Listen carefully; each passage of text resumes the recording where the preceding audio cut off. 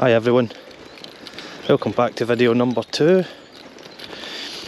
So today I'm down on the River Ayr in the Mauchline Ballochmyle angling club stretch. The brown trout season's finally upon us, so this is the first chance I've had to get out at the beginning of the season and try and see what we can get in the river. So yeah, as I say, I'm down in the River Ayr today, and I'm going to start at a pool down near the Ballochmyle viaduct. It's quite a big pool, and I've got 2 rods with me again today, which I'll talk about in my setup video. I'll go through my setup with everyone before I start off again. But yeah, first off, I'd just like to thank everyone that's watched my first video, and I get so many nice comments and a lot of questions as well, which I'm always happy to respond back and answer. So yeah, I didn't really anticipate the amount of people that would watch it. So yeah, it's been really nice interacting with a lot of people that have watched the video, and as I say, answering some questions that people have got, and finding out what tactics everyone else uses, and where everyone else is from as well. So yeah, it's been really nice to get all those comments and questions, and so yeah, hopefully we can get some brown trout today. As I say, it's just the beginning of the season here in Scotland. The brown trout season opened on the 15th of March. Today is Sunday the 19th, I think. So yeah, this is the first chance I've had to get out. So this stretch of water, as I say, it's on the River Ayr, and I'm going to go down this way. Yeah, this stretch of water holds a special place in my heart, if you would like, because like I said in my previous video, this is the stretch of water where I sort of properly learned angling and trout fishing. Mauchline's where I grew up. So yeah, it's quite a special place. We used to come down here a lot when we were young and do a bit of fishing and camping and some outdoor activities as well. A lot of me and my friends were with the Cubs and the Scouts, so there was a bit along there that we used to do some abseiling from. So yeah, a lot of nice memories for me down here. And yeah, let's see if we can get some fish today. The river was in spate during the week, and I think it was carrying quite a bit of colour still. So from what I can see, my immediate sort of reaction is that the river is still. There's a mink. There's a black mink down there. Don't know if you can see it. Don't know if you can see that. Just wee black mink running along there. But yeah, I can still see it's up. It's still up a bit. So I think the flood's yet to properly run off. So yeah, I've got 2 rods with me. I'll go through my setup, and I don't know if you can see that. If you can look up there, that's the Ballochmyle viaduct. That's the sort of carries the trains that go from Glasgow Central down to Carlisle, and I think at one point that had the tallest arch span in Europe or something like that. But yeah, another wee sort of fun fact and bit of trivia on this viaduct is if you're familiar with the first Mission Impossible film with Tom Cruise, there's a sort of train chase scene at the end of that film, and yeah, they filmed the train going over this viaduct here, and you can see the village of Catrin in the background in that scene as well. So yeah, a wee bit of trivia for you. So I'll make my way down here, and then we will get my wee camera set up, and then I'll go through my tactics for today, and I'll show you what I'll be using. Alright guys, hopefully you can hear me with the river in the background there. I don't have a wireless mic for my mobile yet, but yeah, as I said, I'm just going to run through my setup that I've got today. Again, I've got 2 rods with me today. and a lot of people in my previous video were asking me specifics about what make and model that I use and things like that, so I'll get into that today as well. So over Christmas and New Year I got a new rod. This is going to be for nymphing. So it's a 10-foot 3-weight, and it's just one of the Shakespeare agility rise models in a 10-foot 3-weight. The reel I've got, this is just an old plastic thing. I don't know if any of you remember this far back, but I think it was around about the year 2000 or thereabouts, and I think it was roughly when Airflow launched the Delta rod series. I might be wrong there, but they were certainly doing a sort of a campaign about the Delta rod back then. But trout fishermen were doing a deal on the Delta rods, where you got some sort of outfit and you actually got this reel part of it as well. So this belonged to my grandpa, so I got that off of him. So yeah, I don't know if any of you remember that, but if you do, let me know in the comments section. I realise that was a while ago, but anyway, so this is just loaded up. I'm trying this with a French leader setup with my nymphing. I quite like using the dry dropper method as well, using a bushy dry fly with 1 or 2 nymphs tailing off it. I don't really get on well with casting that though. I'm not really sure if it's just my setup that's wrong, but I've never really got on well with casting it. So I'm trying the French leader setup on this. So I've just loaded it up with 20-pound backing, and on the front of that I've got one of these Hens Camu French leaders. So it's essentially just a really high-vis tapered long monofilament leader, and on the end of that I've got another Hens, it's a sight indicator. So I don't know if you can see that there. That's the sight indicator that I'll be using. The idea being, just when you're French leader nymphing or Euro nymphing, you just bounce your nymphs along the bottom, and when that sticks or jolts under, then that's the time to strike. So on the end of that, I've got about 5 feet of fluorocarbon, 2 nymphs. You'll not be able to see them here, but I've got a sort of hot collared pheasant tail nymph, and maybe about a foot and a half up I've just got a wee gold ribbed hare's ear nymph.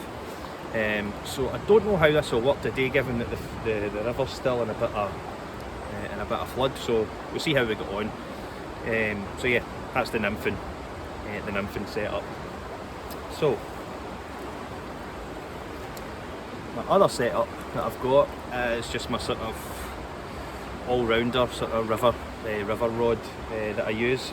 Maybe a bit small, but it's not the bits of fish in the River Ayr are not massive. So this is again it's a Shakespeare rod. This is the Sigma, and it's the Sigma reel as well. So it's just one of these wee Shakespeare outfits that come in the handy carry tube with the reel pouch and everything. Again, I don't use anything too expensive for my fishing. The Shakespeare stuff's really good value for money, I feel. So yeah, and this is an 8-foot 4-weight, and on that we've just got on the reel we've got a weight forward floating line and a number 4, and on the end of that I've just got one of my wee cut back tapered leaders that's maybe about 5 feet, and then I've got maybe another 4 to 5 feet of 8-pound fluorocarbon, and I'm going to try streamers today. So I've tied up one of these sort of deer hair collared black streamers, so we'll try one of them today, given that the river's still up a wee bit. See if we can pick out some big trout, some big early season trout, and see how we got on there. So yeah, that's my setup today, and yeah, if you've got any further questions about any of those, just pop them in the comments and I'll try and get those answered for you. So yeah, let's make a few casts in the viaduct pool and we'll see how we get on. So we'll start up here and work down this pool and chuck the streamer in and see how we get on. So yeah, this is quite a good salmon pool as well, when the time's right. So I'm just going to wade in a wee bit here and just make sure I've got enough room for a decent back cast. So I'll just need to be a bit careful just with the river being up the way it is. So easy steps. Hopefully you can hear me on the microphone with all the noise in the river. So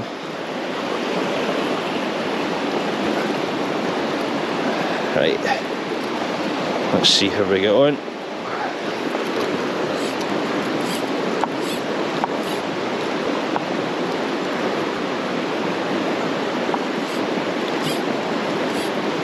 See if I can get it over that far side without getting stuck.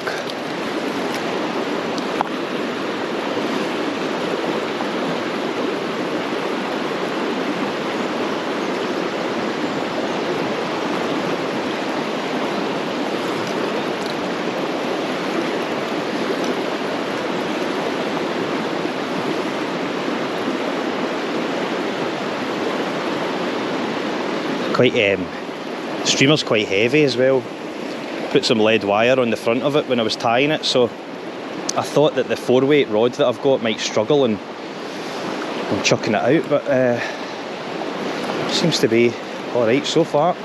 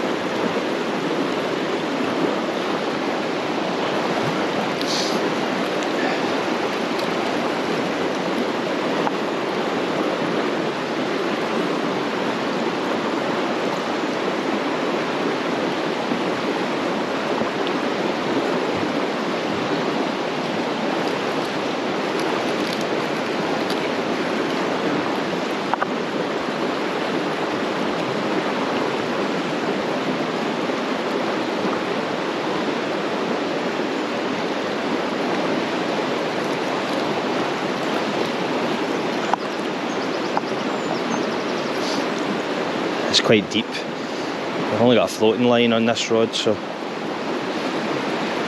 hopefully the weight of the fly would be able to take it down a bit.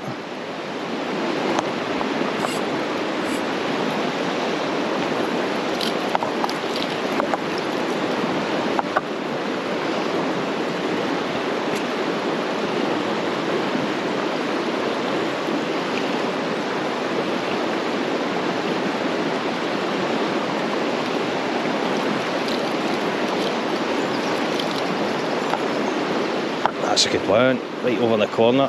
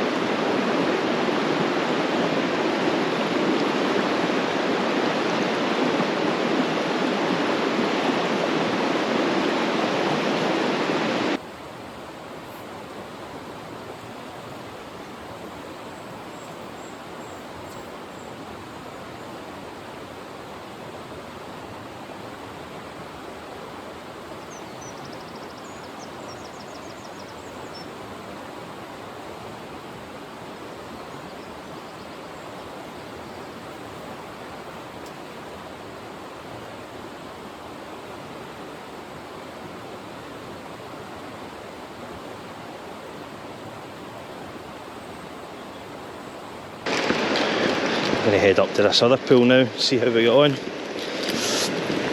think it's more shallow, and there's a good run off at the tail end of the pool there that you can put the streamer across and see if that attracts any interest. I actually came down here during the summer for a spot of night fishing.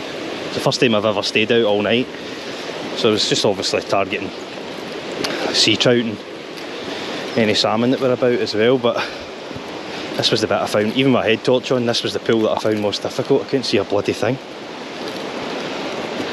It's so creepy as well, like, because I'm in in the middle of a gorge, in the middle of the woods and stuff, you hear all these noises round about and you think, what is that?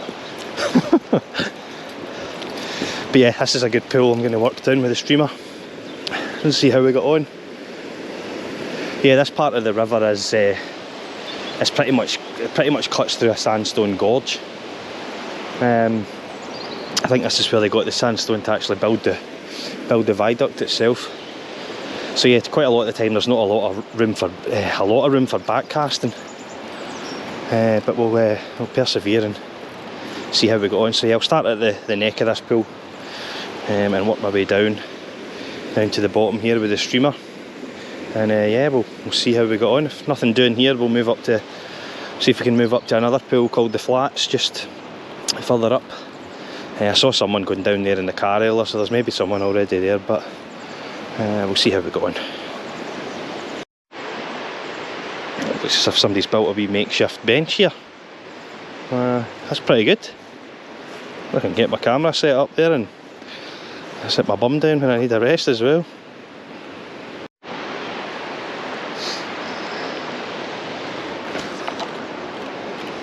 Can actually get more of a backcast than I thought here. It's good.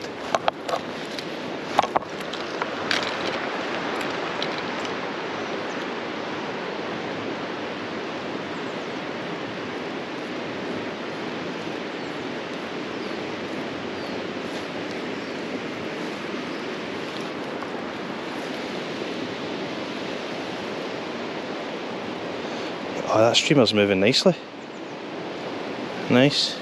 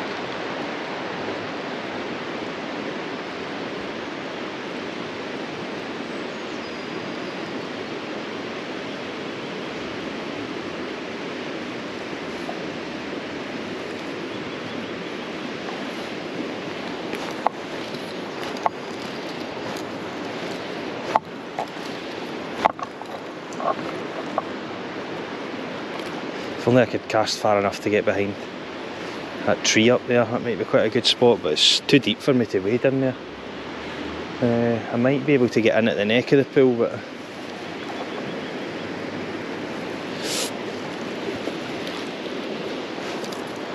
I don't like risking it when it comes to wading now. I fell into the River Irvine last year when I was wading. Actually, no, I tell a lie, I wasn't wading, I was trying to get into the river, and I planted my feet in what I thought was solid ground, and it turned out to be just bush. So I fell straight through the bush and into the river. The river wasn't spating anything, it was summer level, and I got out fine, but still got a fright, you know.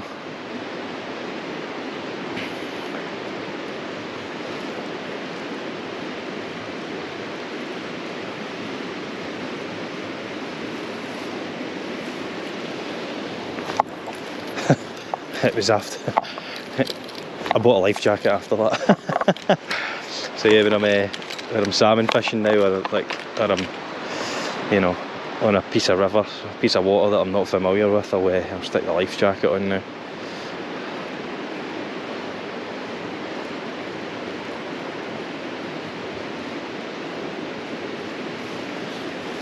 Definitely, I've not seen anything rising yet, so whether they're all still in their bed might be the case, but as I say, like, there is some fly life coming off the water. Very small flies, but nonetheless there is some fly life. I think what we'd probably be expecting to see this time of year is some large dark olives, and maybe the odd March brown, but I've from what I've been reading and what I've been told, the March brown fly is pretty scarce now, sadly. And when they do tend to hatch round about sort of lunchtime or early evening, it's just a short flurry, and then it's done. So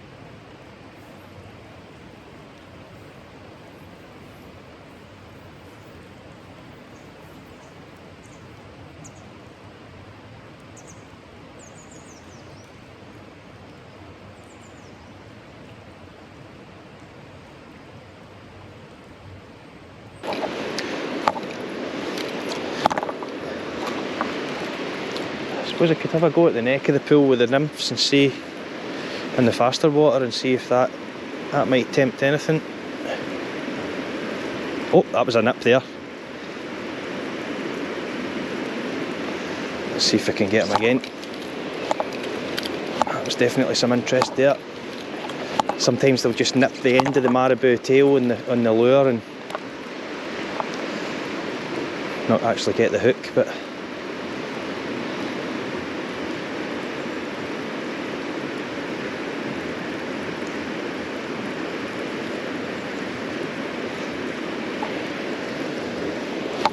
yeah, that was definitely a nibble there.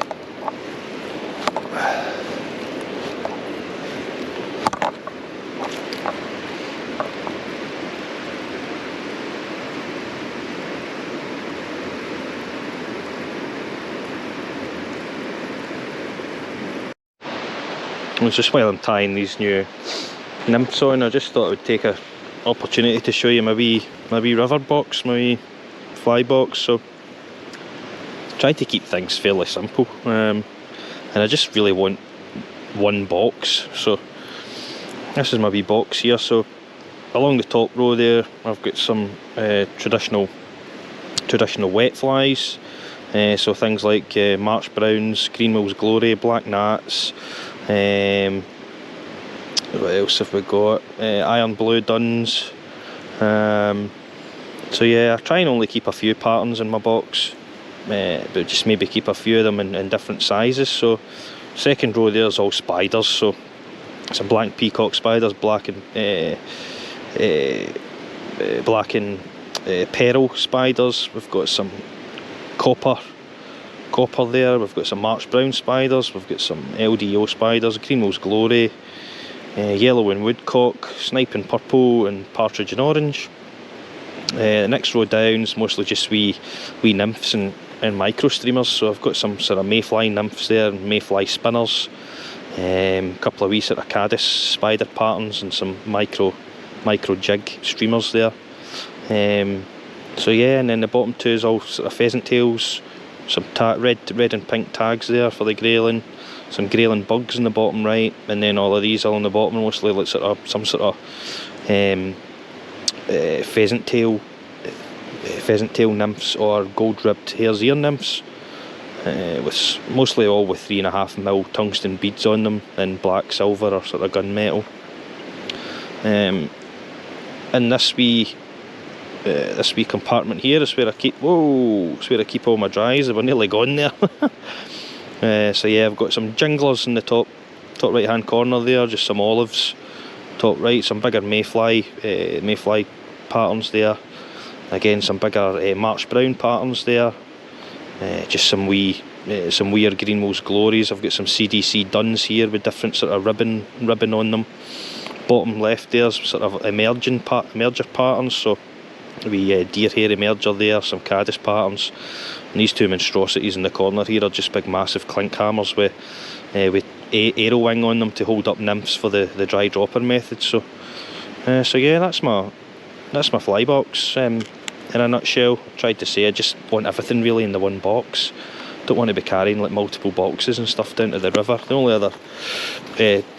only reason I've brought this other box with me is just because the bigger streamers tied up. So you can see I've got those other deer hair collared streamers there, as well as some of the streamers that I tied up with those baitfish skull heads on them.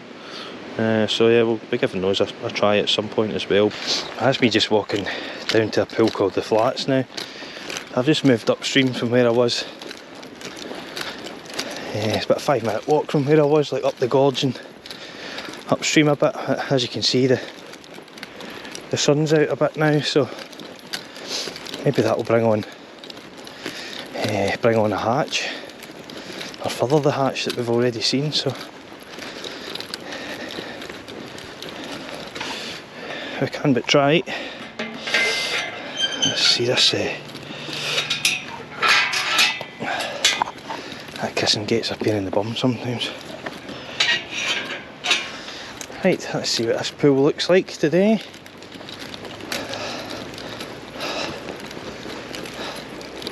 Aye, yes, looking good, yeah. Aye, as I said, this is the pool where I caught my first ever salmon in the last day of the season.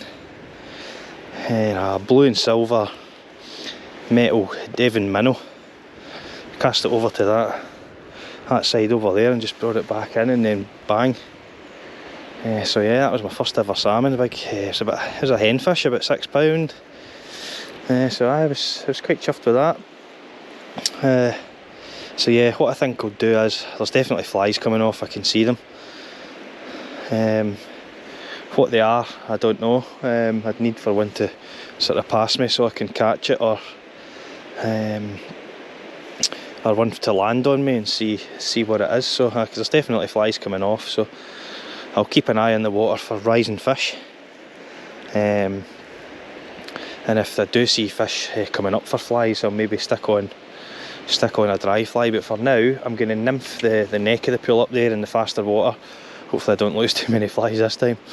And then what I'll maybe do is, because there's flies coming off, I might put a cast of wet flies on, and see how we get on with that. I don't know whether to put the streamer through this pool or not while the hatch is going on, in case it just disturbs the fish and puts them off. So yeah, I'll nymph the top of the pool first, keep an eye on the water for any rising fish. If there's any rising fish, I'll stick on a dry fly. If not, I'll maybe put on a cast of wet flies, like March brown spiders or LDO spiders, with a pheasant tail nymph in the point. So yeah, we'll nymph the top of this pool first and see how we go on.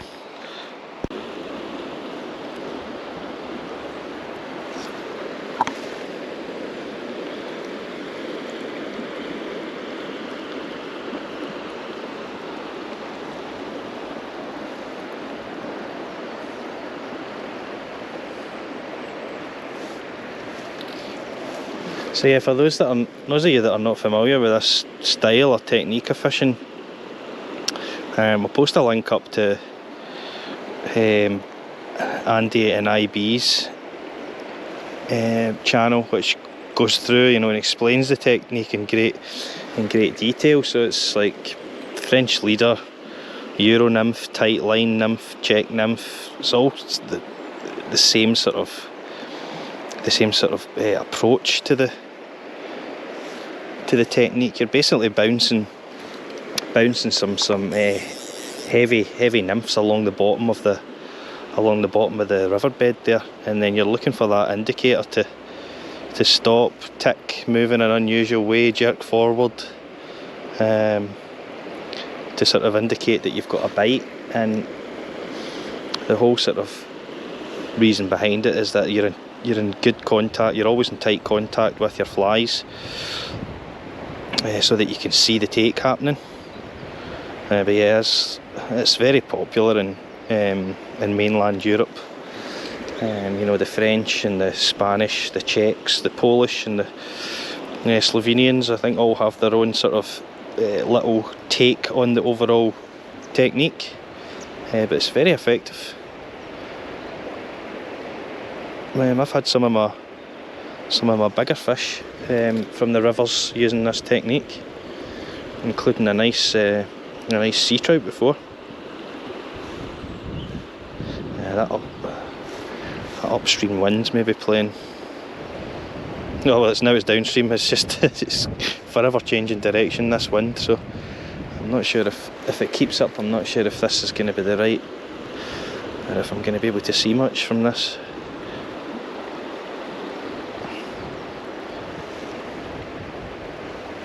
So yeah, I'm thinking, as there's flies coming off just now, but I haven't seen any trout rising, I might stick on some wet flies, and we'll see if that piques any interest. I'll move up a couple of steps and see if we can. Just, as I say, this pool's a bit bouldery as well, so I might end up with my flies just getting stuck again. Yeah. As suspected. Oh no, it's a fish. It's a fish. Good. Oh, that's a fish. I thought it was stuck in the bottom again. Oh well. There we go. First fish of the season. Wonder what it is. Could be a grayling. I suppose we still get grayling at this time of year, but it could be a trout. Yeah. I just haven't seen it yet.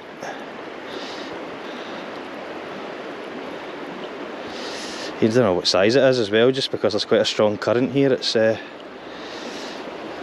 grayling. Oh, looks like a good grayling as well.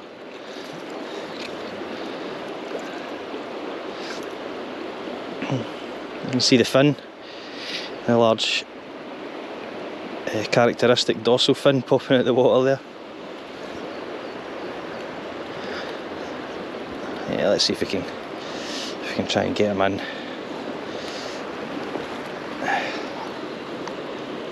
Just took the pheasant tail by the looks of it.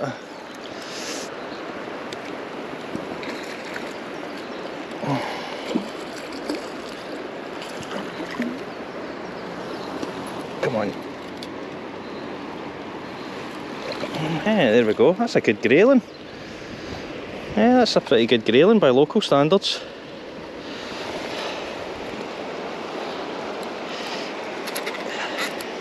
There we go, that's the hook out.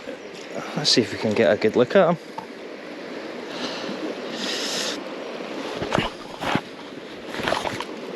And get a quick picture.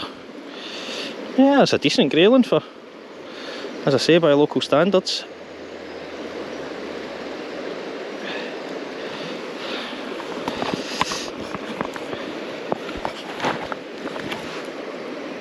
Right, just wet the hands.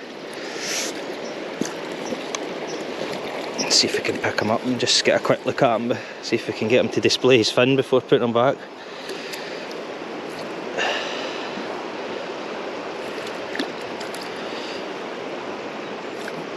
Yeah, that's a decent grayling. Let's see if we can get him to put his fin up. Look, lovely characteristic fin there. Right, let's get him back. Yeah, that's a good, decent grayling. Oh well, not the fish that we were after today, but still very welcome. Right, back to the fishing. So I've got going to be using my 8-foot 4-weight rod with a cast of wet flies, 3 wet flies. So I don't know if you'll be able to see that. Top dropper is just a wee sort of LDO spider. Middle dropper, I've got a sort of March Brown spider. These are size 14s, and then on the point I have got a pheasant tail, sort of copper pheasant tail nymph. I don't know if you'll be able to see that. Again, I'll put the pictures up with the flies. So yeah, let's get in the water, make a few casts and see how we got on. There's still some fly life coming off, but again I've not seen one fish rise, so we'll see how we got on with the wet flies.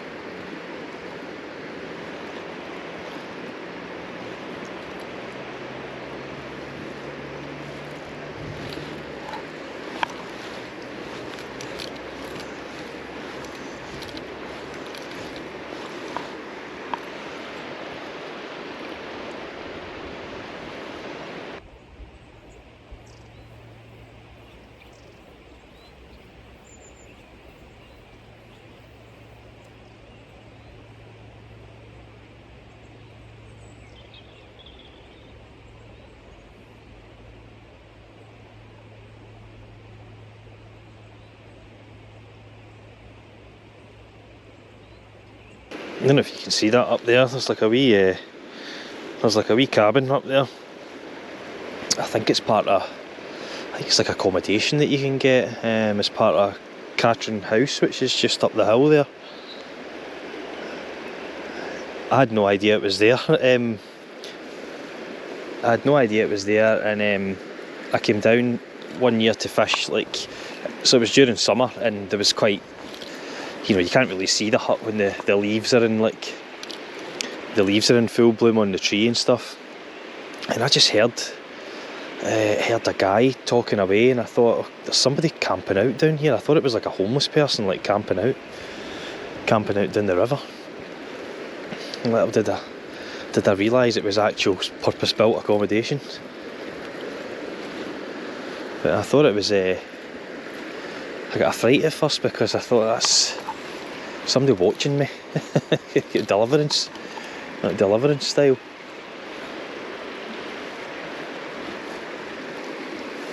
Yeah, not getting much interest in the wet flies either.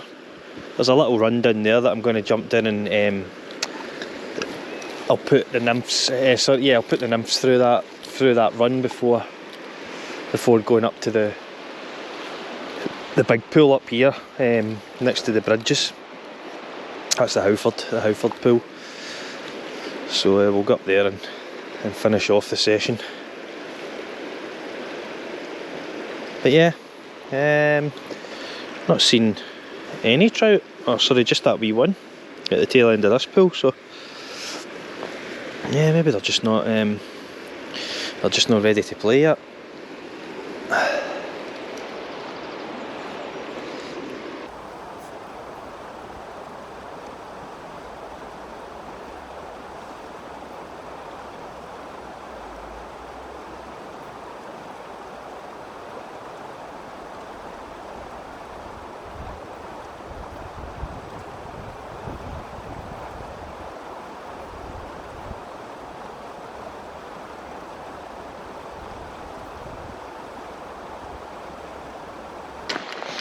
Right, we're coming up to probably one of the bigger pools on the beat. This is the Howford pool. What I've just walked over there is the old Howford bridge. And you can see up there I've got the new Howford Road bridge. That road up there's the A76 that goes from Kilmarnock to Dumfries. A lot of the pathways along this stretch of the river belong to the River Ayr way. So it's I think it's Scotland's first source to mouth river walk. So it goes the whole length of the River Ayr, starts all the way at Glenbuck near the river's source, and ends up down at Ayr, down at the harbour. So I've never done any of it, but apparently it's really good. So you can see hopefully see the old Howford brig there. So yeah, this is, as I say, this is one of the bigger pools, and certainly our beat of the river. I've had some good trout out here. I've had some good, couple of nice grayling as well, but I've never had a salmon. I've seen plenty of salmon jumping about when it's the back end of the season, but I got a wee sea trout out here last year, about 3/4 of a pound, spinning one day. So yeah, I'll give it. It's this big deep hole. I've no idea how deep it is, but you can tell because that's like, again, it's the kind of gorge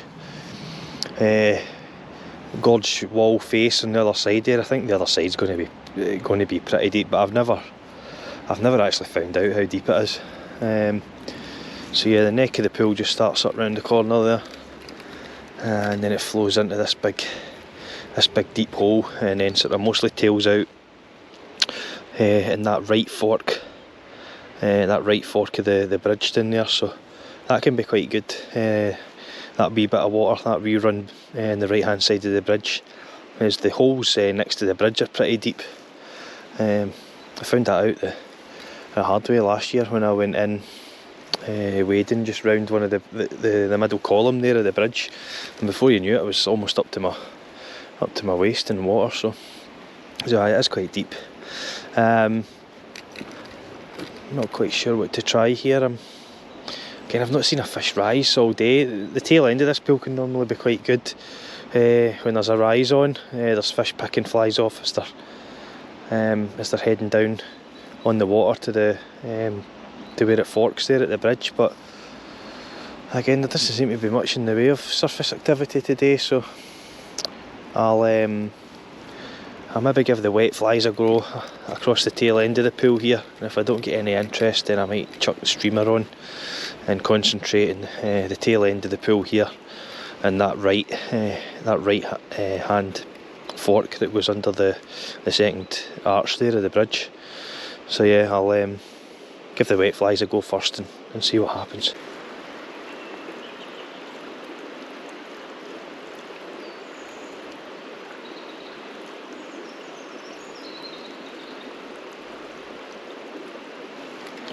Oh, that was a fish. I wasn't paying attention. Classic.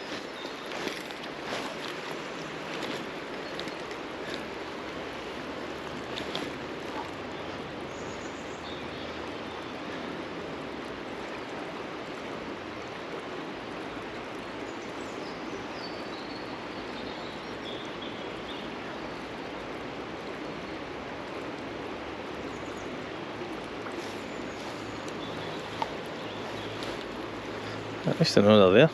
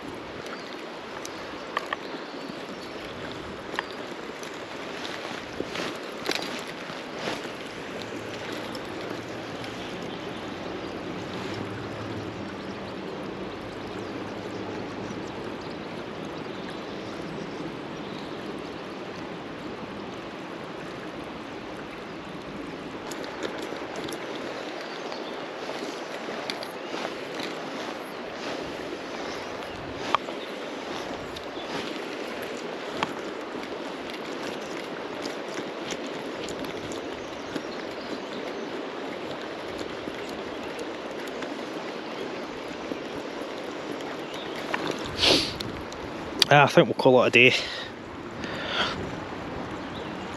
Just the one grayling then, but had a few nips at the streamers, so nice to be out nonetheless. That was good.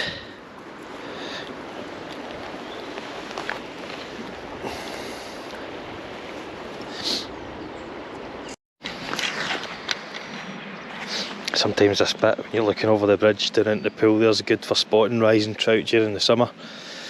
When the water's low you can see them all hanging about down there and picking off fly life as the flies have been washed in the middle there. They'll come out for the side and come up and get them and go back into their hiding place. But yeah, it's a good vantage point this.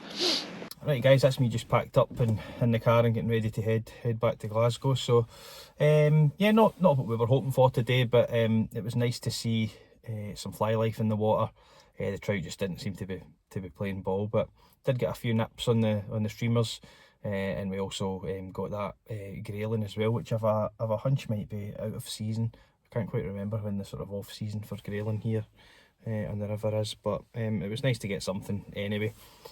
Still maybe a bit cold, as I said, but barely got above 8 or 9 degrees today. So yeah, I think we'll see some more action when things heat up. So yeah, if you did like the video, again guys, if I can ask you to like the video, and if you're not a subscriber to the channel, if you want to see more content like this, then please subscribe. Won't be too long before I'm back out on the rivers again, maybe up in the White Cart in Glasgow, or the River Ayr near Kilmarnock as well. So yeah, hopefully you've enjoyed the video, and learning a bit more about this about the Mauchline Ballochmyle beat on the River Ayr. So yeah, not the season opener that we were hoping for, but yeah, if there's one thing that today's taught me is I'm needing a shave. So thanks again for watching guys, and we'll see you soon. Cheers.